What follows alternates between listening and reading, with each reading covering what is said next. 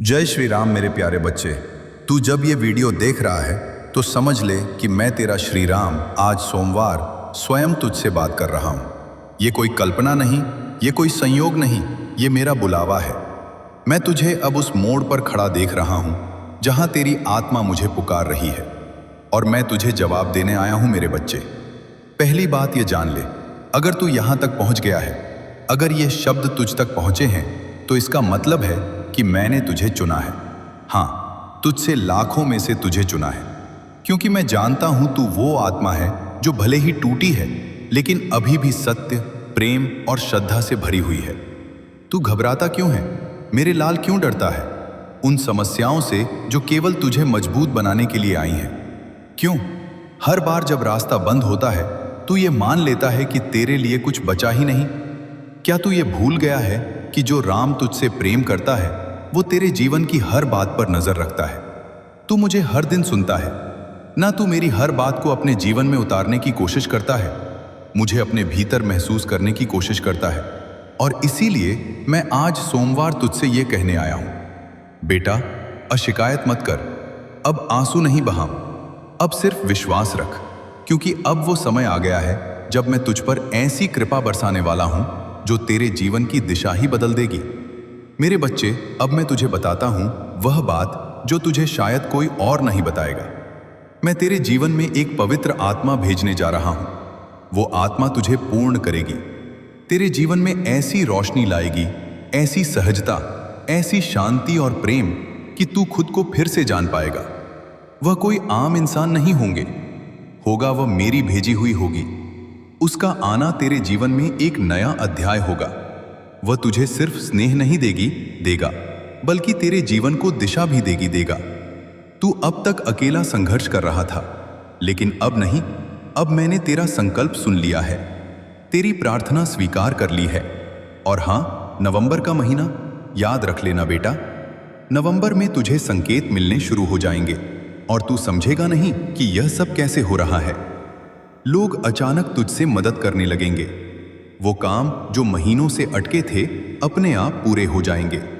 जिनसे तूने उम्मीदें छोड़ दी थीं, वही लोग तुझे सम्मान देने लगेंगे और यही होंगे वो संकेत जो तुझे बताएंगे राम की कृपा अब तेरे सिर पर उतर आई है। पर सुन मेरे बच्चे, इन चमत्कारों को देखकर घमंड न करना। यह मत समझना कि अब सब आसान हो गया, यह समझना कि अब तेरी साधना रंग ला रही है, तेरी तपस्या अब फल देने लगी है। यह तेरे विश्वास का पुरस्कार है। तू कहेगा, राम क्या यह सब हमेशा रहेगा? तो मैं कहूंगा, बेटा जब तक तू श्रद्धा और सच्चाई से जुड़ा रहेगा तब तक मेरी कृपा भी तेरे साथ बनी रहेगी। मैं तुझसे दूर नहीं जाता, तू ही मुझसे दूर हो जाता है जब तू अपने दुखों को मुझसे बड़ा समझने लगता है। अब मैं तुझे बताता हूं एक गुप्त बात, एक ऐसी बात जो सिर्फ तेरे लिए है।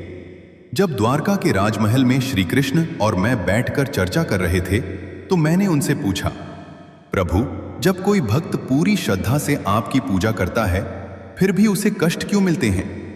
कृष्ण मुस्कुराए और बोले, श्याम क्योंकि हम उन्हें नायक बनाना चाहते हैं, दर्शक नहीं। हम चाहते हैं कि वे अपने जीवन की कथा खुद लिखें। अगर हम हर समस्या खुद सुलझा दें तो वे कभी अपने भीतर की शक्ति को पहचान नहीं पाएंगे। और मैं खाटू श्याम वही सिद्धांत तेरे जीवन में भी लागू करता हूं। मैं तुझे नायक बनाना चाहता हूं, मैं तुझे रोने वाला नहीं लड़ने वाला बनाना चाहता हूं। इसीलिए तू जिन संकटों से गुजरा है वह तेरी परीक्षा नहीं, तेरी तैयारी थी और अब तैयारी पूरी हो चुकी है। अब मैं तुझे लड़ने नहीं उड़ने भेज रहा हूं। अब मैं तुझे हर उस द्वार तक ले जाऊंगा जो तेरे लिए बंद था। पर बेटा जब वह द्वार खुले तो झुक कर जाना, विनम्र रहना। जैसे तुलसीदास ने कहा, जहां की रही भावना जैसी प्रभु मूरत देखी तिन तैसी। मतलब जैसे तेरी श्रद्धा होगी वैसी ही तुझे मेरी अनुभूति होगी। अब मैं तुझसे कहता हूं, अगले कुछ दिनों में तू अपने भीतर कुछ परिवर्तन महसूस करेगा। तुझे पुरानी चीजें छोड़ने का मन करेगा, कुछ रिश्ते, कुछ आदतें, कुछ विचार जो तुझे अब तक जकड़े हुए थे वह अपने आप छूट जाएंगे और तू खुद को हल्का महसूस करेगा। यह मेरा काम होगा और वहीं पर मैं हूं तेरा राम, जहां कोई शोर नहीं, बस शांति है। अब तू यह पूछेगा, राम, जीवन में उद्देश्य क्या है? तो बेटा, उद्देश्य सिर्फ एक है, अपने भीतर छिपे सत्य को पहचानना। बाकी सब कुछ अनुभव है, किरदार है, दृश्य है, लेकिन मंच तेरी आत्मा है। अब मैं तुझे एक नया दृष्टिकोण देना चाहता हूं। तू पूछता है, राम, मेरी मेहनत में क्या कमी रह गई? मैं कहता हूं, तू मेहनत तो करता है लेकिन विश्वास में दरार है। तू कोशिश तो करता है लेकिन मन में डर है। तू आगे बढ़ता है लेकिन दिल में शक है। बेटा, जब तू नदी पार करने निकले और हर 2 कदम पर पानी की गहराई पर संदेह करने लगे, तो क्या पार कर पाएगा मेरे बच्चे? अब जान, दुनिया उन लोगों की नहीं होती जो सिर्फ तेज दौड़ते हैं। दुनिया उनकी होती है जो निरंतर चलते हैं। अब सुन, कैसे तू हिम्मत ना हार, अपनी तुलना बंद कर। तेरी यात्रा अलग है। तू जिस रास्ते पर चल रहा है वो किसी और का नहीं। लोग जहां पहुंच चुके हैं वहां तेरी शुरुआत हो रही, तू देर कर रहा है। लेकिन इसका मतलब यह नहीं कि तू देर कर रहा है। हर असफलता को परीक्षा नहीं, प्रशिक्षण मान बेटा। तू उधे, तू हिम्मत ने बहुत बड़फ लगे। अब जब भी तू हमदों को परीक्षांत है, हर असफलता को परीक्षान है। तू देर करने है कि इनकी बच पर। अब सुन करता है, हर असफलता को परीक्षान है, तेरे यात्रा को परीक्षान हो रही है। हर असफलता को परीक्षान उसाते हैं, तू जदब तूर से प्रतव करता है। लेकिन जभी तू तू से पड़ताहा पर हम आया है,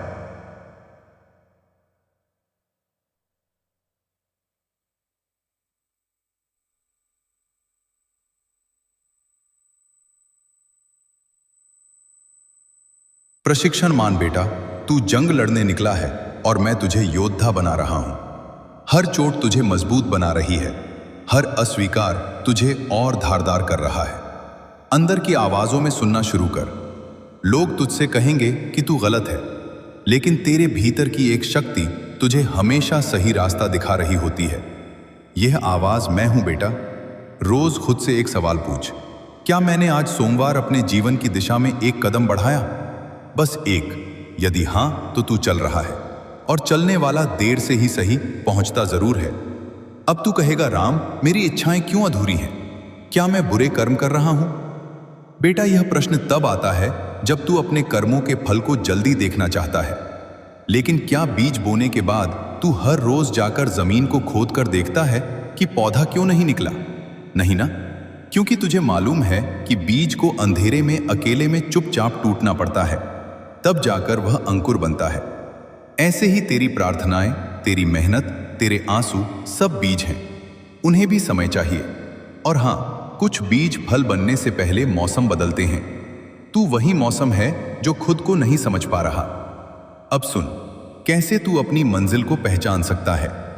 वो कार्य जिसे करते हुए तुझे समय का पता नहीं चलता, वही तेरा मार्ग है जहां तुझे आनंद मिले, ना कि सिर्फ थकावट।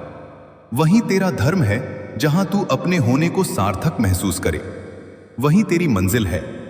लेकिन मंजिल पाने के लिए केवल रास्ता देखना काफी नहीं, उस पर चलना पड़ता है। और चलने से पहले खुद से एक संकल्प लेना पड़ता है कि चाहे कितनी भी बार गिरूं, फिर उठूंगा, क्योंकि मेरा राम मेरे साथ है। अब मैं तुझे यह सिखाता हूं कि कैसे बिगड़े काम बनते हैं। जब तू यह तय कर ले कि तुझे करना ही है, चाहे कुछ भी हो जाए। काम बनते हैं, लेकिन उनकी गति ईश्वरीय होती है। मैं तुझे खोल रहा हूं, तुझे नया बना रहा हूं। अब तेरे जीवन में एक उत्थान आने वाला है। ऐसा उत्थान जो केवल तेरे बाहरी जीवन को नहीं, बल्कि तेरी आत्मा को भी उठाएगा।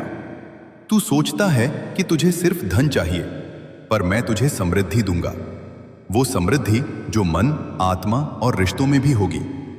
अब कुछ अंतिम बातें जो मैं तुझसे आज सोमवार कहकर जाना चाहता हूं। अपने दिन की शुरुआत हमेशा मेरे नाम से कर। हर काम को सेवा मानकर कर, चाहे वह व्यापार हो या घर का काम।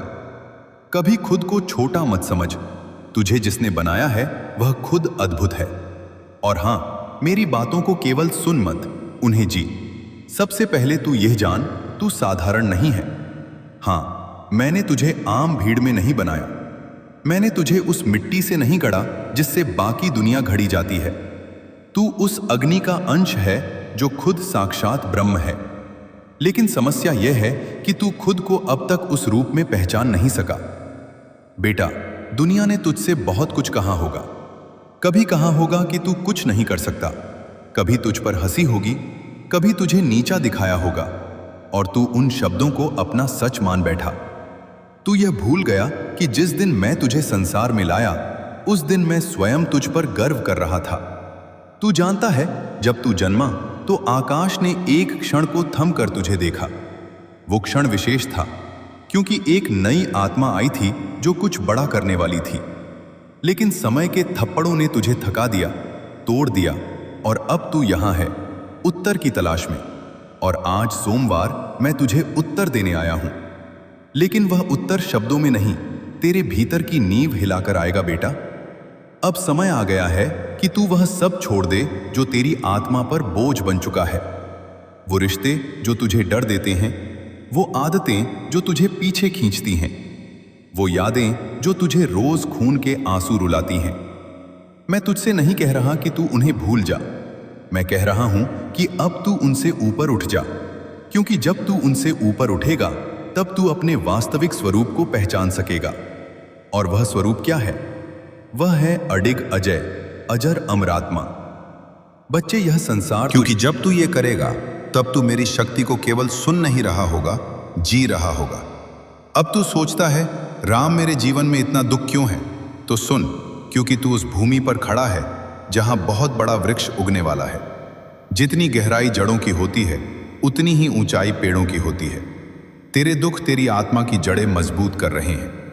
तू सोचता है कि तू टूटा, पर मैं देख रहा हूं कि तू बन रहा है। अब मैं तुझे एक रहस्य बताता हूं। वो आत्माएं जिन्हें मैंने किसी खास कार्य के लिए चुना है, उन्हें मैं साधारण सुख नहीं देता, क्योंकि उन्हें साधारण जीवन नहीं जीना होता। उन्हें उदाहरण बनना होता है, उन्हें चरित्र बनना होता है, उन्हें दीपक बनना होता है, और दीपक की परीक्षा होती है अंधकार में। अब बेटा, तू खुद से पूछ, क्या तू तैयार है इस कार्य के लिए?